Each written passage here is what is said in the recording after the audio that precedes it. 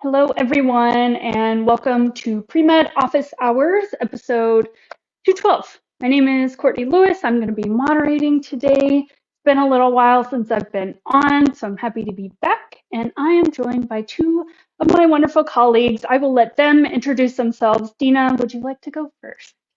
Sure, happy to be here today. I'm Dina Galini. I am one of the advisors, medical school experts here at MAPT Medical School Headquarters, former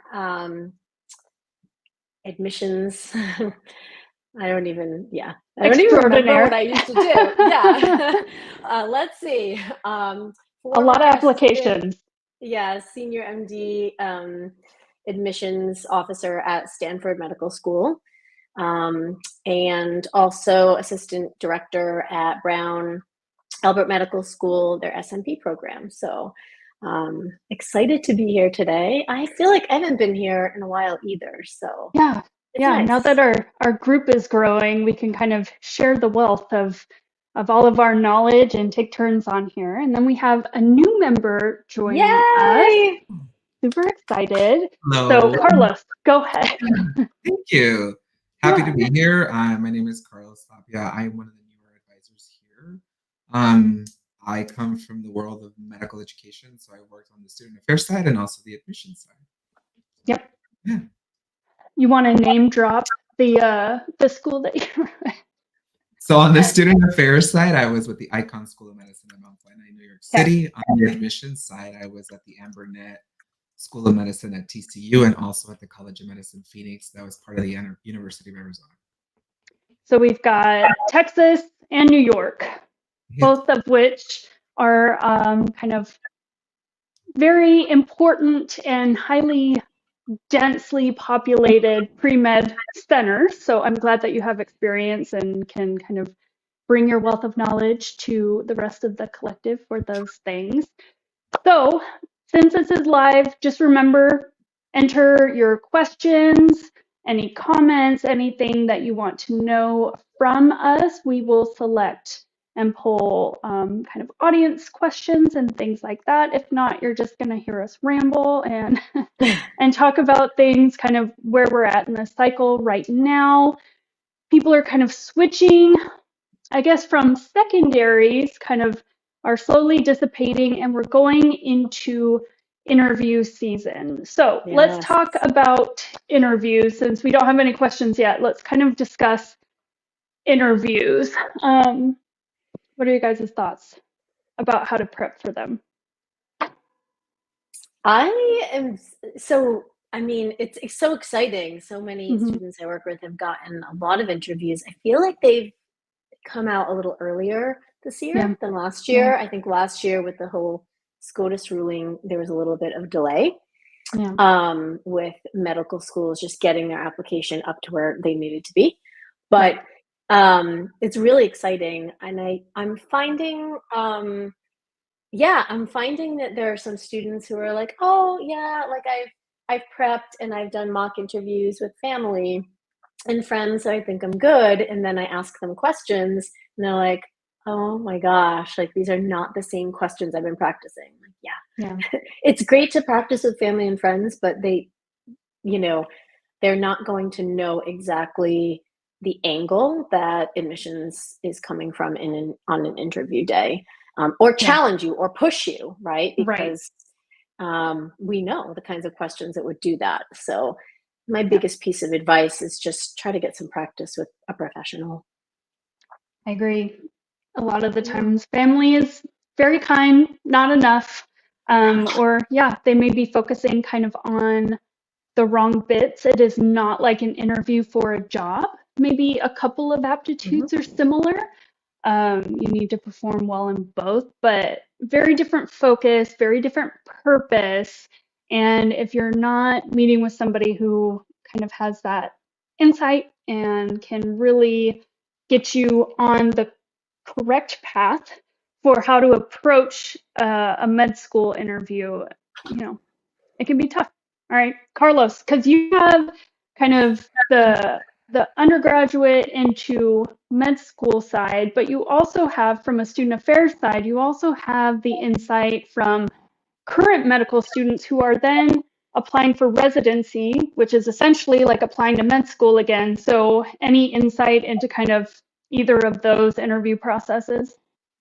Yeah, I think they're similar in terms of application, the prep, the interview practice. I think we always recommend that if you do practice with family and friends, that you get that family member or that friend that can be brutally honest with you during that practice round, that they are not soft on you. And I think it tends to lean more like my friends are more brutally honest than my family, because I think family, for all families, right? Even my family is a little biased and they want me to succeed in the process, and it can be a little soft. So it's always, if you are going to reach out to individuals that you know in your network, it's folks that are going to be honest with you and that are going to provide honest feedback for you to grow from the experience and grow and prepare for the actual interview. Um, but yeah, it's similar process even in the residency side. It's just right now it's a very heavy time for mock interviews and interview prep as well. So you just have to keep on it and keep sort of practicing. Yep. So another thing that I kind of see, since we are in the season of doing mock interviews, official ones, um, between all of us and meeting with our advisees, I think one of the biggest misconceptions that I see is misinterpreting the purpose of the interview. A lot of people, when they first begin practice, and maybe it's just clients I'm working with, but they seem to think of it kind of like a verbal exam where they want to get right to the end answer to show you they know the law, they know the rule, they know exactly what you're talking about, and they kind of rush there. Another reason is they don't want to ramble. Usually, people don't ramble. If you're taking me on a very random tangent, that's rambling. If you're talking and talking and talking, but not with a purpose.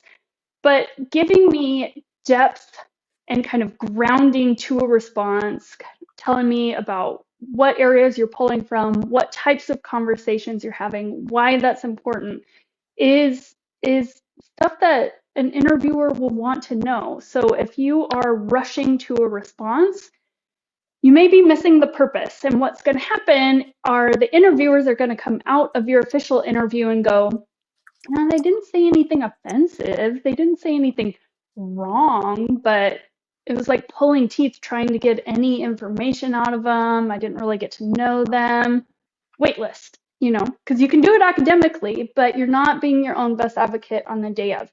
So there's a balance of depth of response and awareness of timing, yes, but that would be the biggest thing that I think I have to kind of reframe in people's mind as we start to do mock interviews to kind of help them get on track so that they can be their own best advocate on the day of the interview and not miss a point and not give them what they're looking for. So not everybody is prepping for interviews right now. For these Q&As, we have people kind of at all stages. So we've got some questions that have been coming in. Let's throw them up on the screen and see if we can provide insight there. All right. So the first one, project species. I've graduated last semester, applying now and hoping to find research opportunities in case I need to bolster my file for reapplying. Where should I look? Very open and this is very broad. Any suggestions that you guys have for where to look for research opportunities from a graduated undergrad? Yeah, I mean, so graduated last semester and applying this cycle, which means application is in. Right. In case project species has to reapply in May, I'm assuming maybe there's some research lacking on their application, which they're going to deduct that if they do have to reapply, that maybe was a hole. So, I mean, I would start with, research comes out of academia and it comes out of hospital systems. So look at clinical research trials that are going on in hospitals in your area. you can look those up easily on the hospital websites, find someone who's maybe doing a clinical trial, email them, ask if you can hop on. Every university hospital system has positions posted for research positions, especially as some of them get funded again through grants. So those should be on, like, I remember when I worked at Brown, if you went on the career website, those were all posted, as they got more funding for research positions. So you just got to do a little legwork, I think. And the other thing is ask a lot of like friends who are also going through this process, because a lot of students who are entering med school vacate positions. And so sometimes just word of mouth, like, hey, I'm giving up a research position. I can let my, supervisor know if you're interested, and just kind of network. Yep. A lot of it is down to the hustle of the student. That is what it boils down to. Carlos, any additional insight into research? I think just going back to your undergrad institution and asking, or sort of digging through your undergrad and see if there's any opportunities. I think they would love to have an alumni come back and engage, because I think you can do two things, right? You can gain the research, but also at many times become a mentor, and that's another thing that you can add to your application, right? Mentorship. So just go back to your undergrad. That'd be a good start. Okay. So we've got two that are kind of coming back about interviews. So I'm going to put them in quick succession here. So we've got one, just received 2 interview invites and was wondering the best way to go about preparing for them. So I think we are all aligned that official mock interviews are the way to go. You need to work with somebody who is familiar with either conducting or at least going behind the scenes of what a medical school interview actually looks like. What are the discussion points that happen with the AdCom on the back end? What's important to kind of focus on, because you don't want to essentially trip at the finish line, having a very strong application and then kind of missing the point there. So yes, recording yourself is another way. I usually tell students to do that in between sessions. I'm sure you guys do too. Your phone could be a very helpful tool for you. After you've practiced a mock interview, there is a question generator on the MSHQ website that is free. You can choose the type of question, it will generate one, and you can record yourself on your phone, because if it's cringy here, it's going to be cringy the day of, okay? So yes, that can be helpful. Any other, I guess, here's another one. We've got Matthew. He's got an hour. Any advice that you want to give Matthew in the next hour? Matthew. Hopefully so. Any quick things that we can kind of offer that won't completely throw Matthew off, but could be helpful? Yeah, I think just be excited. I think that so many students going into interviews, like, they get so consumed with just the stakes of it and being nervous and anxious. But what they don't realize is there's just as much anxiety on the school's end to get the day right and make sure it's such like a positive experience. There's so much work that goes into selecting people for interviews. And I mean, I remember like being so excited on interview day to see some of the faces of the applications I had read. So, I mean, I think just remember that, like, there's an excitement for them to meet you, and to get to that point, it was a lot of work for admissions, and just try to be excited over being nervous. Yeah. And I think with an hour to go, be yourself. At this point, just be yourself and be excited to be there. Yep. Remember, they want to get to know you. So don't be clipped. Don't be too concise. They need you to walk them through your thought process, right? They're trying to learn, do you want to be there? Are you a good fit? Where do we align? And then, do you have soft skills aptitudes, right? If we're projecting this forward to bedside manner, can you have a conversation? Critically think and understand that your decisions have a ripple effect. Are you socially aware? And usually questions like ethically and morally gray kind of push you to show aptitudes in that area if they're going to be sticking their name on your white coat. So give them insight into how you process things. Be careful about your wording, and make sure if there's two interviewers to kind of have eye contact with both. Obviously, if somebody asks a question, you can give them a little bit more, but you don't want to feel like one is completely neglected just because you're having a little bit of a nervous focus. Be equitable there. But yeah, it should be fun. It should be fun. Good And luck, Matthew. yeah, and again, I kind of echo what Dina said. You've made it past the biggest triage point. You went from the pool of like 4,000, 6,000 that return their secondaries down to the pool of 400 or 500 that they actually have resources to interview. They are hoping that you do well and that you want to be there because they have to seat their class out of that amount. Doesn't matter the big amount, this is the amount that matters. So it's an honor. They want you to do well. They have to have this information to feel comfortable seating you for a class. So just take a step back from it, understand why they need it, and then roll with whatever they're giving you. Okay, so good luck with that. Let's see, we've got another one. Can you please elaborate what is considered a clinical experience in a hospice setting? My daughter got an opportunity to be a respite volunteer with hospice patients, just to give them company. What do we think? Is this clinical to the eyes of an AdCom or not?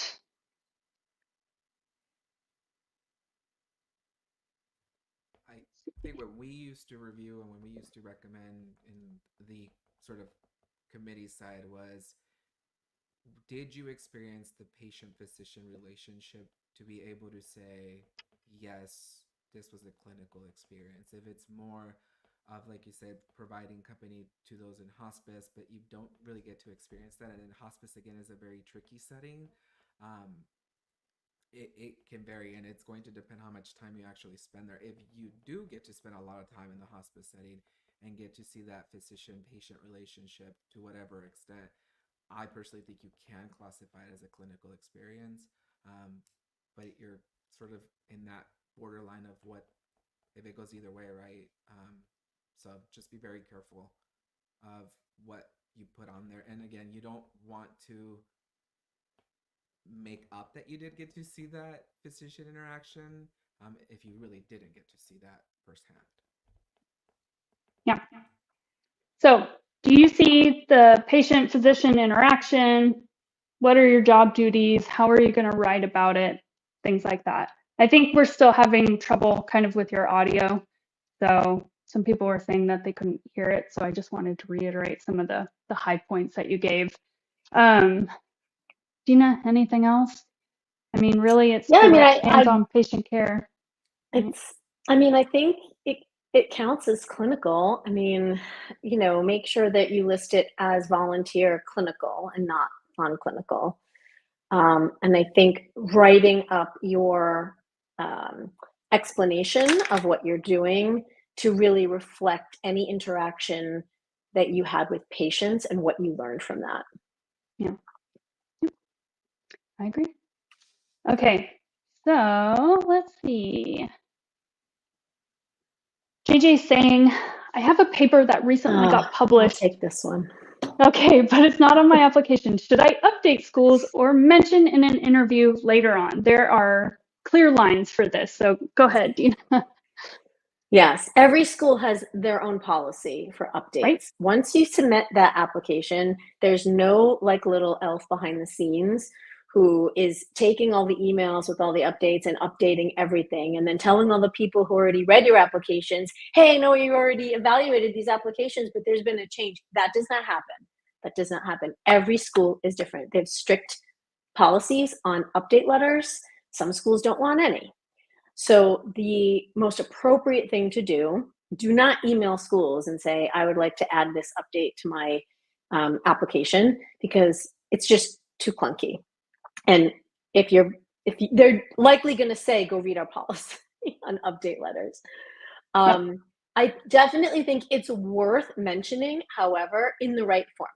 So, usually at like the 3-month mark after submitting your secondary, if you haven't heard from a school and they do allow update letters, then I would craft an update letter, short, sweet, MCAS or ICOMAS ID at the top.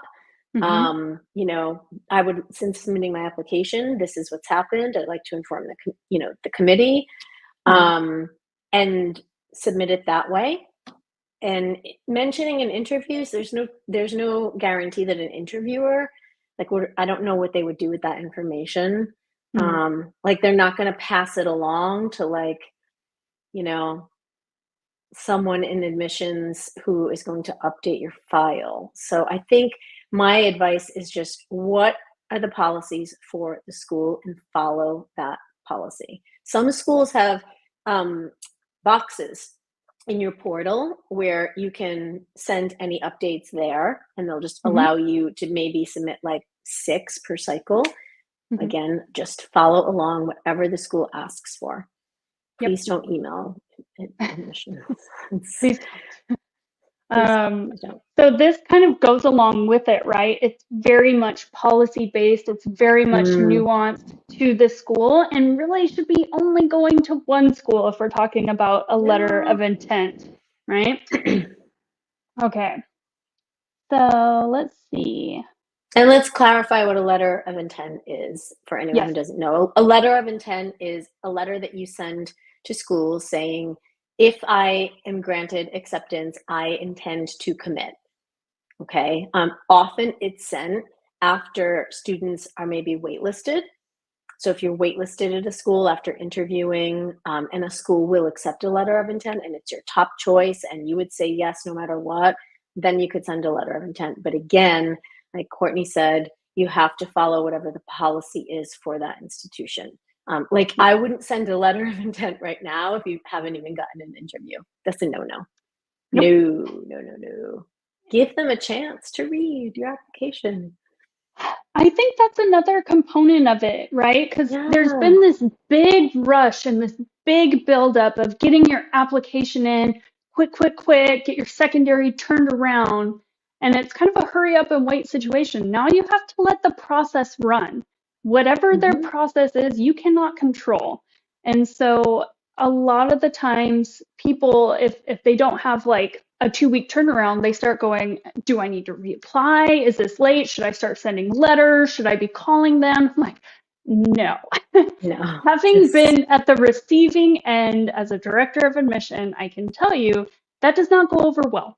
It makes it seem like you're impatient, that you're not being respectful of the process, that you think that you should be given some type of special treatment, and it's not a good look if you do that. Right. So just keep yourself in a good mental space. Keep doing what you're doing. Go outside. Get yourself in a good place. So if you do get an interview invite, then it will carry over into that, because no one wants to take somebody onto their campus when it's just negative and stressed and just kind of you've kind of amped yourself up into a bad place. And so try to just let the process run. If in 4 months from now, you're kind of running into things, some discussions need to be had. Some game plans probably need to be put into place. But I mean, we are at an early point in the interview season for this. Very early. Please just pump the brakes, let the process run, and it's going to shake out however it's going to shake out. You've done everything essentially that you can up to this point. The hardest part is waiting. It is. This and a waitlist position, I think, are probably the most stressful, because it's very ambiguous. You're just kind of sitting, waiting. If you hound them, or you're trying to show interest, it's not going to be good. Don't do it.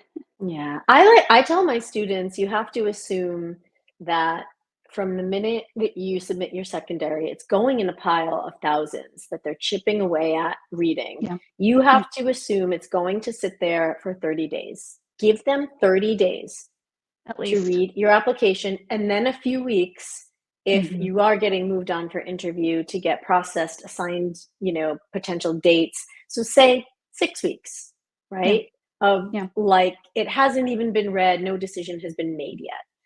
Yeah. Because there's just so many applications that's, they don't, I think a lot of students really think that as soon as they submit their secondary, it gets read right away. It does not happen.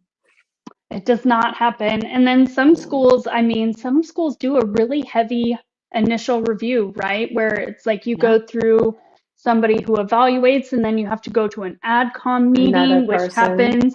And then the interviews can then kind of be divvied out. They may only do a handful and see what sticks, and then send out another round.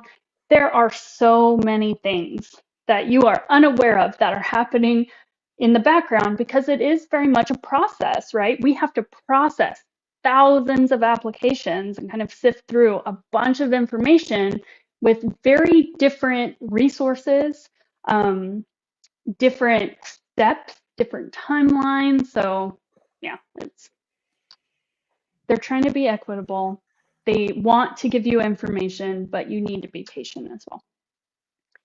Okay, so let's go into this question. Sorry about the passing of your sister.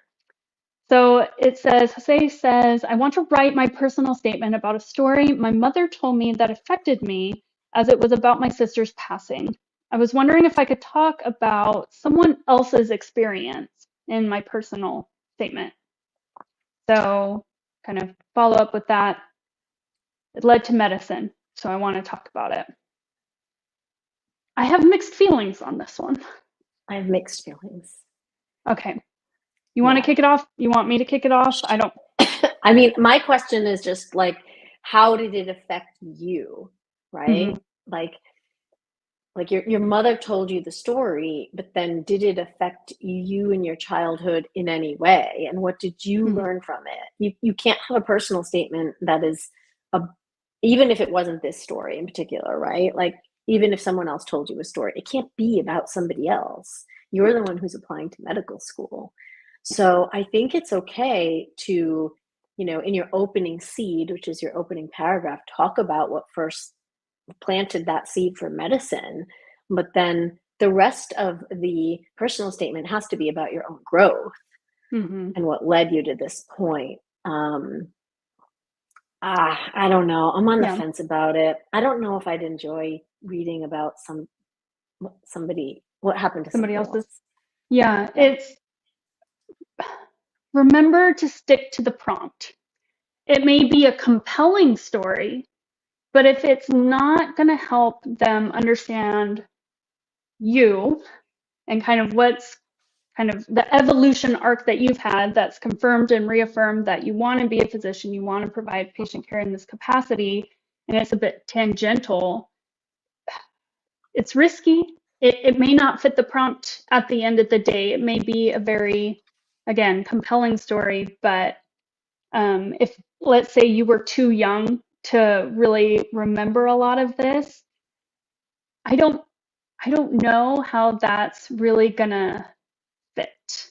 So is it bad or wrong? No, not technically, but you have to be very careful in how you write it and how much, I guess, of your character count it's going to take up, because you probably have to move through it fairly quickly. So what can somebody kind of understand? Where are you dropping the reader?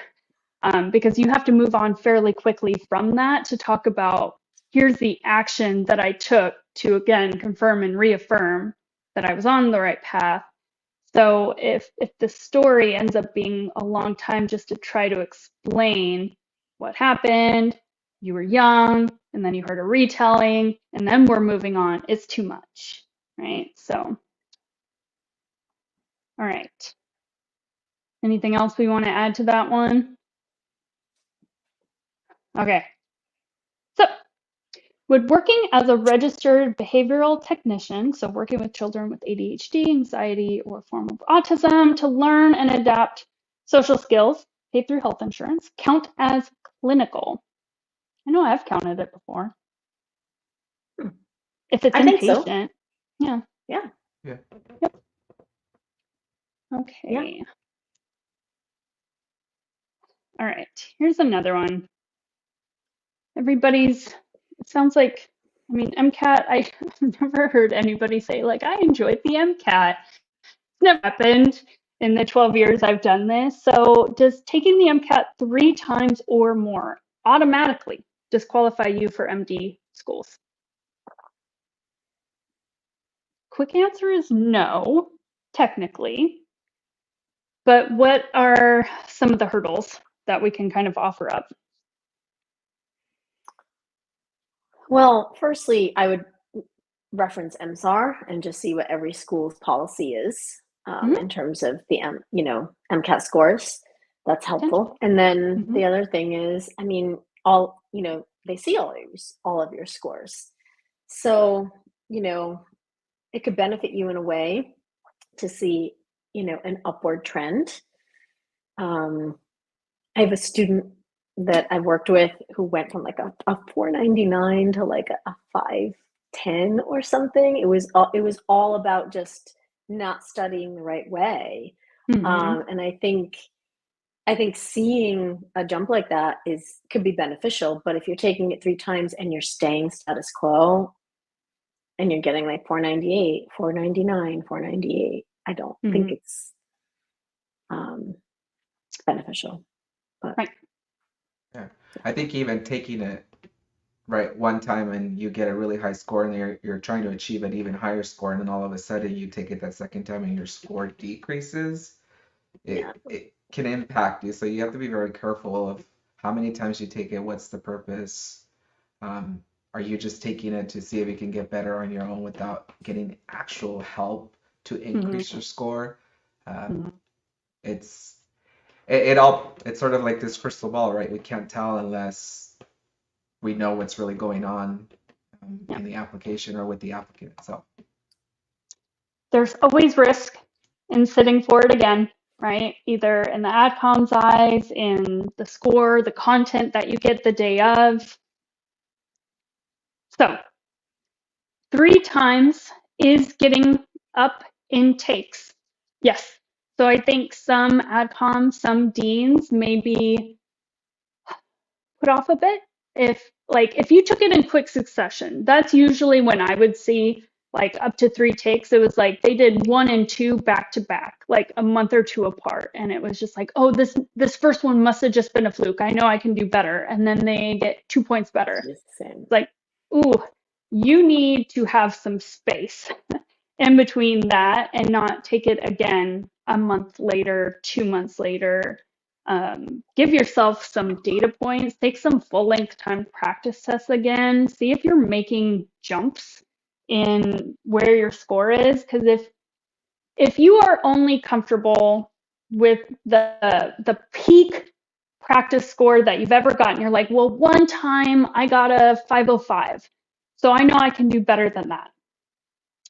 I usually don't see that with students. I usually see a 3 to 5 point drop in kind of the practice test to official score. I don't know if that's something that you guys have seen as well. That's the trend that I've definitely seen. And so if you are barely making it in your practice test, you may not be ready to sit for it. And what you don't want to have happen is take it again a third time and not be there. Boy, it starts getting hard after that. That's my take. Agreed. Anything else we want to add? Yeah. Yeah. The more times you take it, the riskier it becomes. So get as much information and indicators of success on the front end through your study, through those practice tests, um, through changing up maybe how you're going about studying. Like Dina said, like maybe you change from just doing like a Kaplan to now you're doing Anki-Dex and UWorld and Khan Academy and Sketchy and all of this other resources. Maybe you just need to devote more time, but you need to do something because you're taking it a third time. So something needs to be drastically and radically different to produce a different score and a pretty big jump probably. So good luck. Nobody Good likes luck. that. Okay. So Maya, I plan on applying to med schools 10 years after graduating my undergrad, 6 years from now. Okay. So she's 6 years out from now, but projecting forward, it would be 10 years from graduating. I'm planning on pursuing nursing in the meantime. What else can I do to keep my application competitive? I have a lot of thoughts immediately for this one. Anybody want to kick off this discussion? Because there's a lot to unpack here. I think for me, the question that comes up is why nursing in the in between? Because Mm-hmm. then it's sort of you're creating this narrative that you did nursing and it you didn't like it or it didn't work out, so now you're coming to medicine as opposed to like my goal is medicine and I'm Mm-hmm. going to do everything I need to do to get into medicine. Mm-hmm. That's the first thing that comes to mind. And Yeah. again, everybody has a different path. I don't know if it's for work purposes, you need to work, you need to earn income. But that's the first thing that comes to mind, unless you Yeah. have a very compelling reason of the switch. Yeah. It may seem like that makes sense to go into something very clinical and have that be looked at very positively in the eyes of the AdCom, but usually it has kind of a reverse effect. And it's just like you said, Carlos, it's why? Why physician if this? Why not do nurse practitioner then? So if med school is your end goal and you can talk them through that process of why you did it this way, potentially, got it. There's a part Okay. two. Yeah. Yeah. Understandable then. As long as you have a background and an explanation as to why and how you've been thoughtful in the preparation leading up to this point, then there's less risk associated with it, more understandable in the eyes of the AdCom. So that does make sense. One of our students who's also a nurse in Application Academy is like, don't do it. Okay. But I've had nurses matriculate, but another thing you have to worry about is a lot of nursing programs kind of have their own science classes associated with nursing, like chemistry for nurses or biology for nursing students. Outcomes usually don't like to see those for prereqs, and some won't even accept them. So you'll need to be careful of that aspect too. And 10 years is a while. To be Yeah, I out was gonna of say that. coursework. Yeah, go ahead, Dina. Sorry. It's yeah, no, it's I'm not sure if your undergrad was in nursing and now you're pursuing a job in nursing or you're pursuing studying nursing right now. Um, but either Okay. way, 10 years is a long, you have a biochem degree. Okay. So it will be 10 years since you had some of those, prereqs that wouldn't be in a nursing program. And that would worry me a little bit that you hadn't been in a classroom, a science classroom in that long. I mean, if you talk to most M1 medical students, they will tell you that the curriculum is a shock. When you first start medical school, it's like drinking water from a fire hose. Yeah. You could have up to 1,000 Anki cards of studying just in the first week alone. Yeah. It's a lot. So to not have had that science instruction in 10 years is a long time. And Yeah. it might be questionable for admissions because they want to make sure that students can handle the academic part of medical school. And that's usually what it kind of boils down to with non-trad students, right? Is we don't want to put you at a disadvantage, but you are going into 32, 36 credit hours of heavy science coursework. And if you've just been working in the field and there's time and distance, quite a bit of time and distance between your prereqs, I would question how well you're going to do on the MCAT. Sometimes we see a little bit lower MCATs there. You'll have to make sure you're putting in significant time prepping for that, but also the risk is usually seen as academic related. And so you're going to have to find a way to kind of mitigate that risk and show them that you're ready with 10 years distance from all of your basic science. I think a lot of, there's going to be a magnifying glass probably on your MCAT.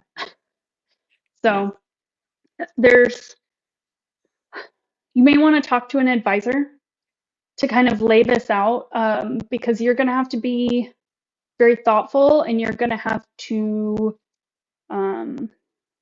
have some ways to kind of explain all of this and mitigate that risk that the AdCom is going to see, because that is real, and they will see that when they look at your application with that. So, okay. How does postback change the perspective of the person applying? This is, I don't understand this question.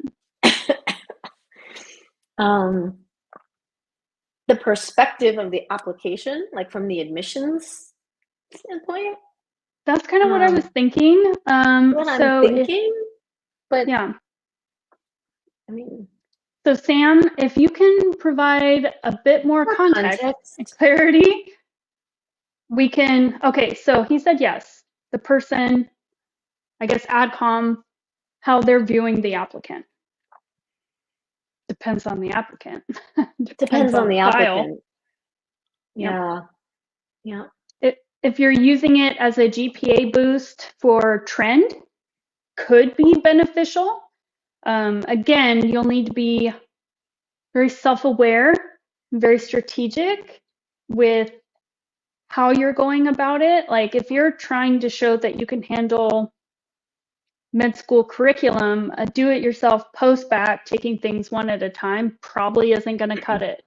So not all post-bac or SMPs are viewed the same for individual applicants. So yeah, talk to an advisor. I would talk to an advisor. Yeah, before you spend money and plan this out, we would need more information into what your file looks like, what you're trying to accomplish, if this is the best way to go about it, how to put it together, and what the AdCom will see and say, and kind of work back from there.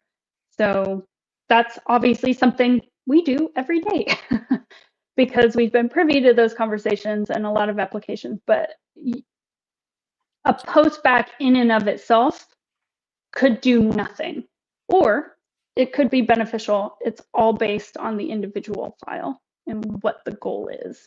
So if you want to seek one of us out, we can definitely help you, but it's in and of itself, it's nothing. Okay. So, okay. Sam has another question. I want to ask also about rolling admissions and if the type of student changes as the application period continues. Do you have any specific people that you prefer to accept later in the cycle?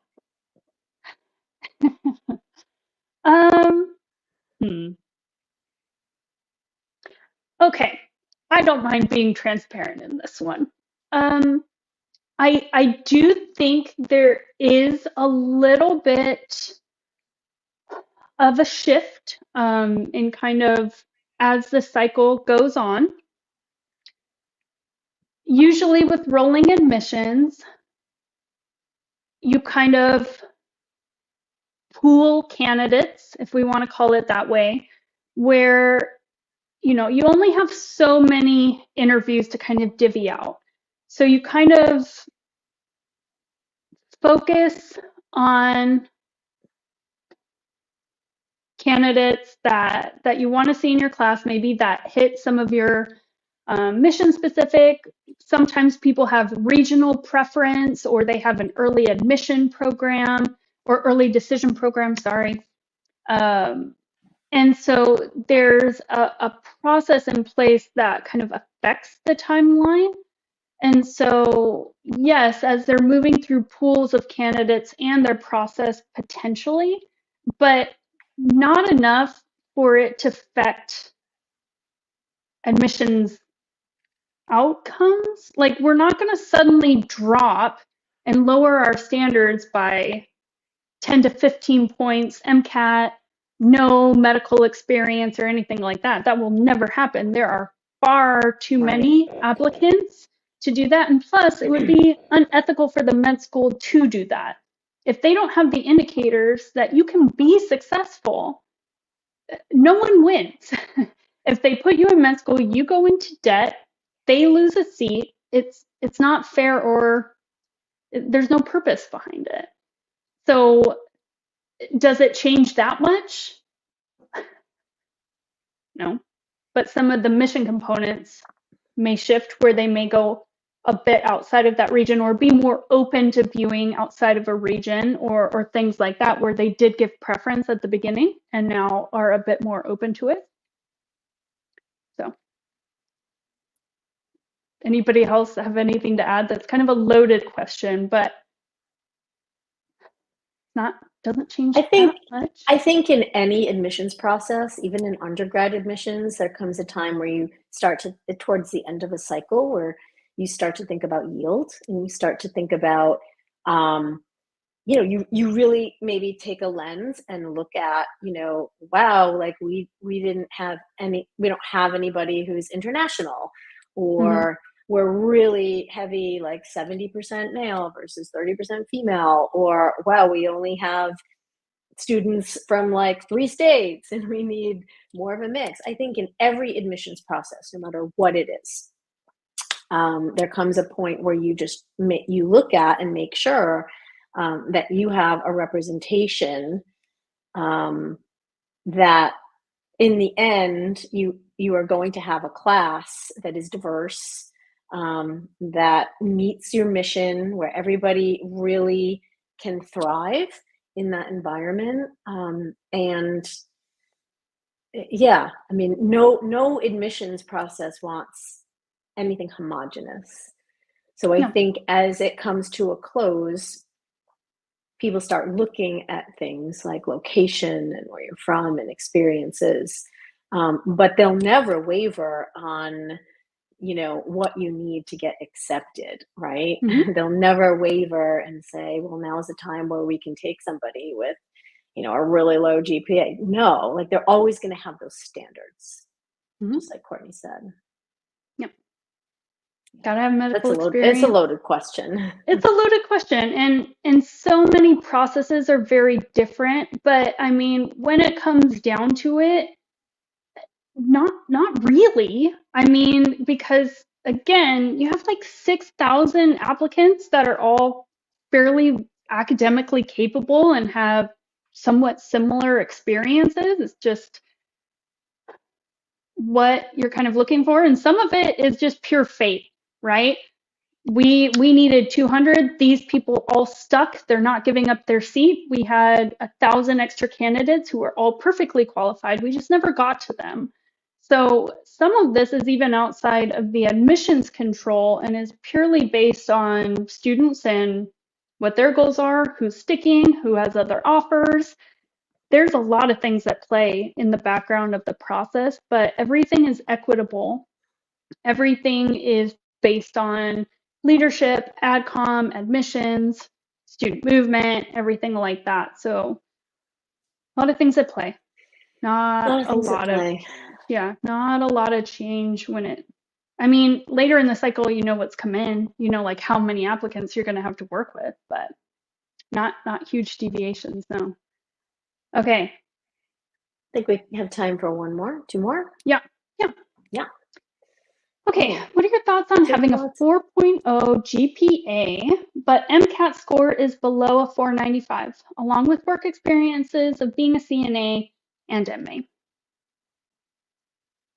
Your MCAT needs to come up. Yeah.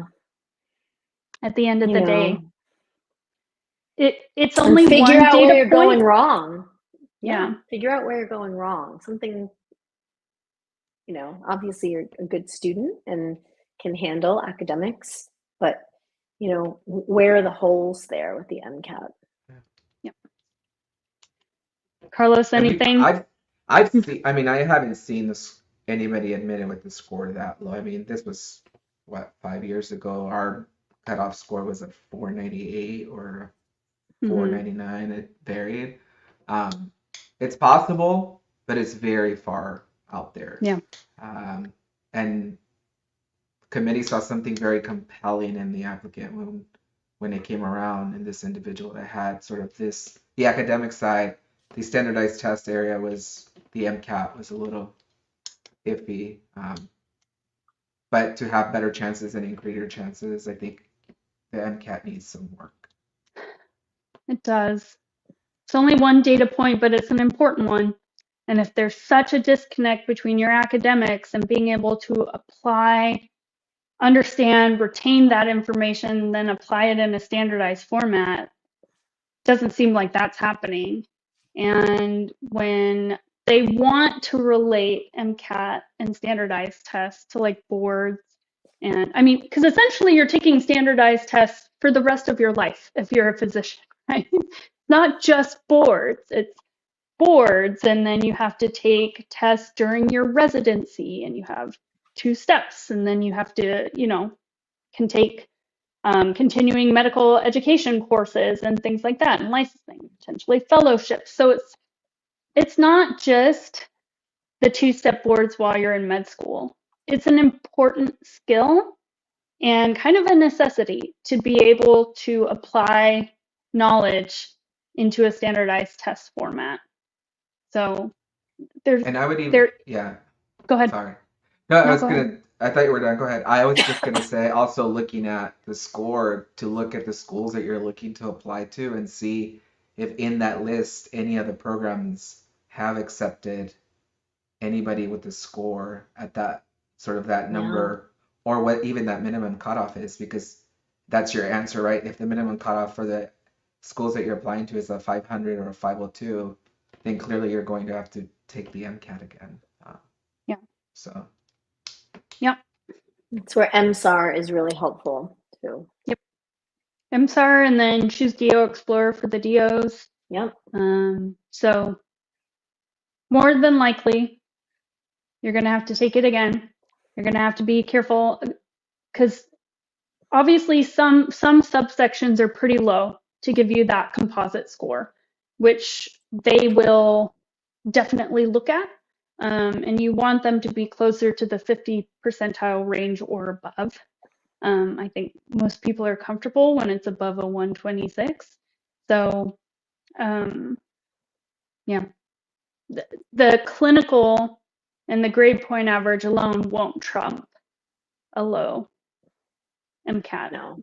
You need to have a bunch because, again, you're going against a competitive pool, and they also want to have indicators to mitigate risk, but also make sure that you're prepared. And so if one of these areas that's a significant data point drops, they may say, okay, let them figure it out over another year, come back to us stronger, so then we feel like they're prepared to kind of handle what we're about to put them in. So you do need it.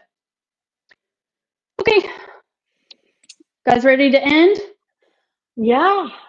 Okay. I think great questions today. And if anyone is interested in our services, if you need mock interviews at this point in the cycle, pre-med advising, we're here. Yep. Or non-trads, look into, or if you have kind of a less traditional application and you're looking for some thoughts on kind of how to point yourself in a helpful direction, we can do that too. Also, we've got MapTCon coming up. So everybody who is looking to apply in any years coming, I would say make sure to attend. Or if you've had an interview or if you have an open application, some of the schools that you apply to will likely be there tabling. Obviously, don't ask them about where your application is in their process. They won't tell you, but it's always good to build rapport, have them familiar with your name and face, be there. So MapCon at the end of October. What day is it? The 26th? October 26th. October 26th. So make sure you're there. It's going to be helpful. We're going to give a lot of information like we always do. Anything else? Any other things that we have coming up? I'm trying to think. I think that's the main one. That's Okay. it. See you again next week. Thank you, everyone. Bye. Thank you.